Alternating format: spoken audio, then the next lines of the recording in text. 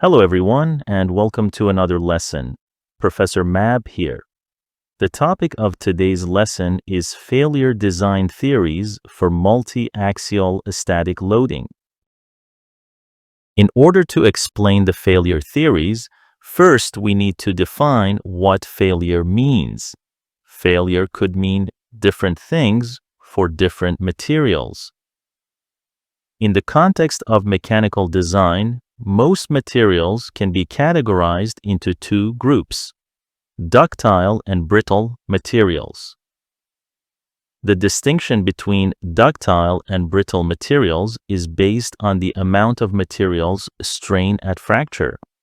The strain, epsilon, is defined as the ratio of the material's elongation to its original length. If material's strain at fracture is larger than 5%, the material is considered ductile, and if it is less than 5%, it is considered brittle. Examples of ductile materials include steel, aluminum, and copper. Examples of brittle materials include cast iron, glass, and concrete. Now we can look at the mechanisms of failure for these materials. Ductile materials failure is defined as yielding, which means the component has become permanently distorted, thus ruining its geometry and losing its functionality. This is indicated by Y on the stress-strain diagram of a tensile test. For brittle materials, failure is defined as fracture, in which a component has separated into two or more pieces. Unlike ductile materials that go through a gradual and significant deformation before fracture, brittle materials fracture is fast and often without any visible warnings. This failure mode for brittle materials is shown by F on the stress-strain diagram. A good way to imagine the difference between the fracture of ductile and brittle materials is to think of a ductile material as a chocolate bar.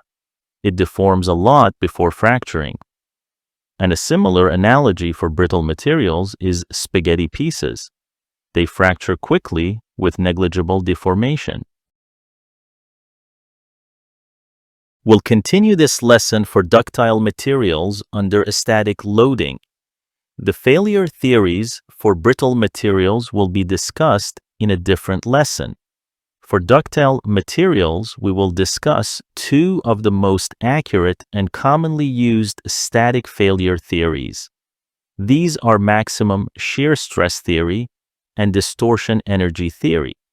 Before we explain these theories, we're going to discuss another theory called the maximum normal stress theory due to its historical significance and simplicity. However, it must be noted that this is not a safe theory to use. The maximum normal stress theory, whose factor of safety shown here states that failure will occur when the normal stress in the specimen reaches the material's yield strength. We can also visualize this theory to determine its safe and failure regions. We draw the principal normal stresses on a set of axes: sigma A on x-axis and sigma B on y-axis. The next step is to mark the material's yield strength, Sy, on these axes. Following the maximum normal stress theory for positive values of both sigma A and sigma B, which is in the first quadrant, failure occurs if sigma A equals Sy or sigma B equals Sy. These two lines represent the onset of failure, and they create a safe region where yielding will not occur. This region in the first quadrant is where sigma A and sigma B are both smaller than Sy. In the second quadrant, where sigma A is negative but sigma B is positive, failure occurs if sigma A equals minus Sy or sigma B equals Sy. This results in a safe region in shape of a square as shown. Similarly, in the third and fourth quadrants, we will find the failure lines and the safe regions as squares. Putting this all together results in a safe, non-yielding region as this big square. Inside of the square is the safe region, while the failure in form of yielding occurs at the boundaries or outside of the square. The maximum shear stress, or MSS theory, also referred to as the Guest or Tresca theory, predicts that yielding begins whenever the maximum shear stress in any element under loading equals or exceeds the maximum shear stress in a tensile test of the same material when it begins to yield.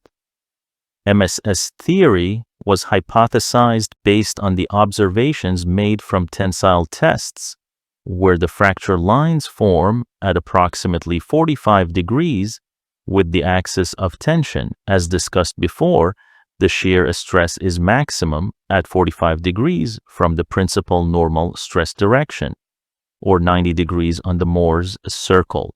Therefore, it is reasonable to assume that shearing is the mechanism of failure for ductile materials. Now let's consider a tensile test where the only stress component present is a normal stress, sigma. This will result in principal normal stresses of sigma 1 equals sigma, and sigma 2 and sigma 3 are both equal 0. And the maximum shear stress is calculated by sigma 1 minus sigma 3 divided by 2, which results in sigma over 2. At yield, we have a sigma equals Sy, which results in the maximum shear stress at yield equal to Sy divided by 2, a factor of safety formulated as the ratio of the maximum shear stress at yield divided by the maximum shear stress can now be stated as the following. Now, let's visualize the safe and failure regions predicted by the maximum shear stress theory.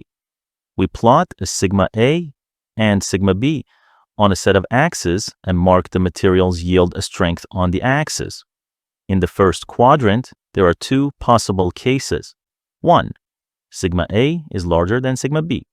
This results in principal stresses of sigma 1 equals sigma A, sigma 2 equals sigma B, and sigma 3 equals 0.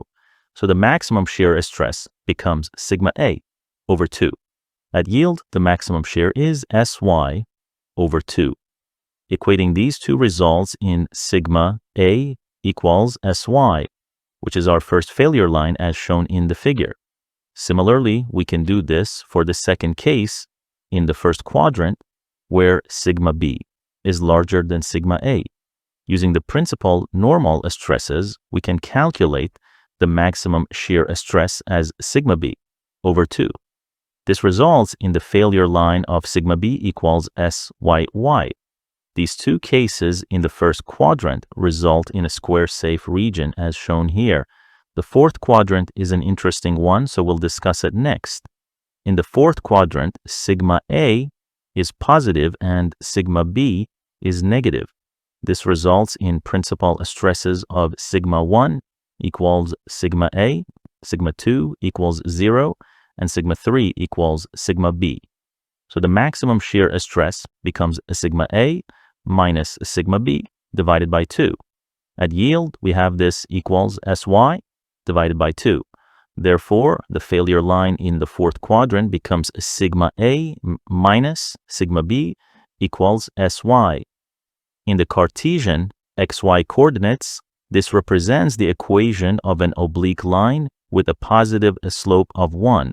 This failure line is plotted in the figure, resulting in a right triangle as the safe region. If we carry out the same analysis for the remaining two quadrants, we'll see that the second quadrant is similar to fourth, and the third quadrant is similar to first. Drawing their failure lines in this figure completes the safe region as an irregular hexagon.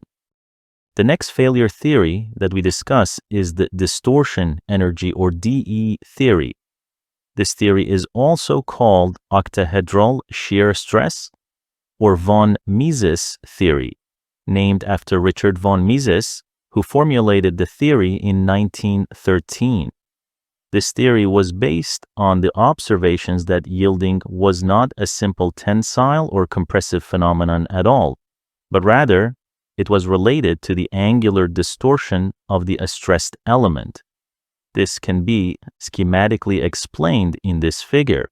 Consider a three-dimensional stress state designated by the three principal normal stresses.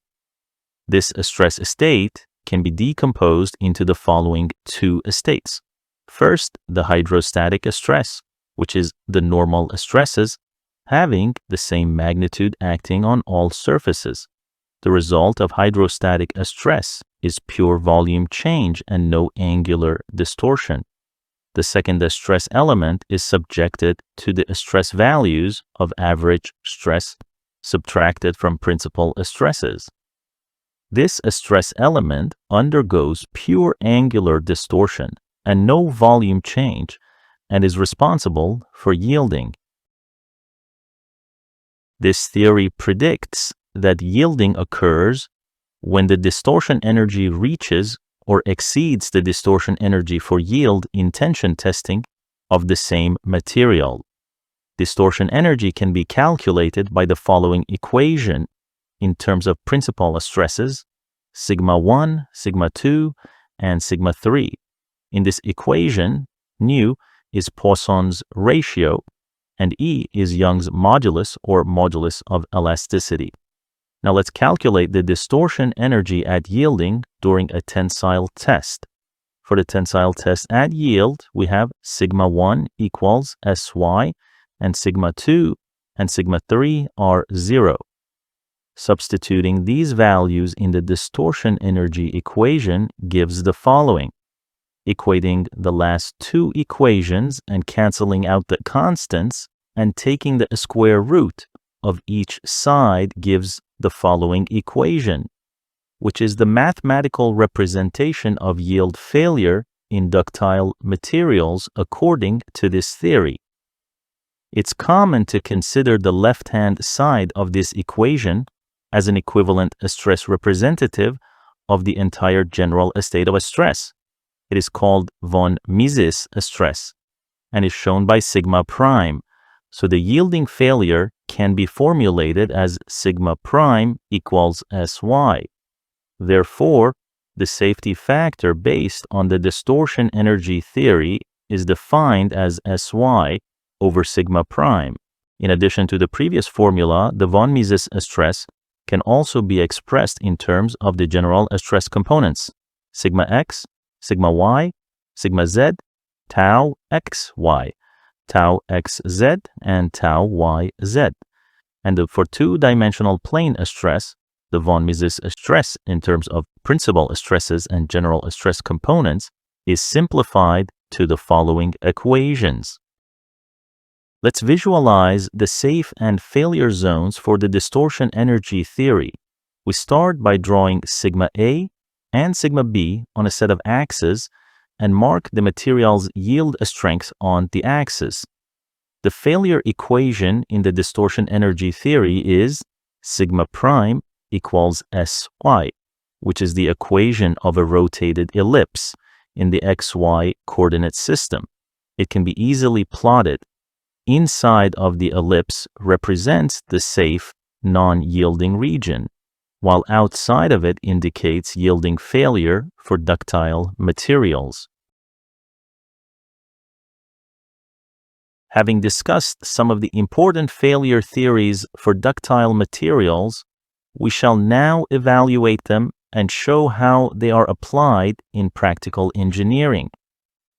If we draw the failure boundaries for various theories on the same set of axes, we get the following graph that shows maximum normal stress theory, maximum shear stress theory, and distortion energy theory. This graph also shows the results of experimental tests for various ductile materials at failure. The first observation that we can make is that the maximum normal stress theory is not a safe theory, especially in the fourth quadrant, as it predicts safety while experimental data show failure inside the red rectangle. We also mentioned this before, and we only discussed this theory due to its historical significance and simplicity. So let's remove it. The other two theories show acceptable prediction for failure when compared against experimental data. The distortion energy theory's agreement with experimental data is very close, making this theory an accurate one. Therefore, this theory has been used as the primary method for failure analysis in ductile materials. The maximum shear stress theory shows a smaller region for safety, resulting in a more conservative predictions. This makes it appropriate to use for design purposes. Thanks for watching this video. Please let me know if you have any questions.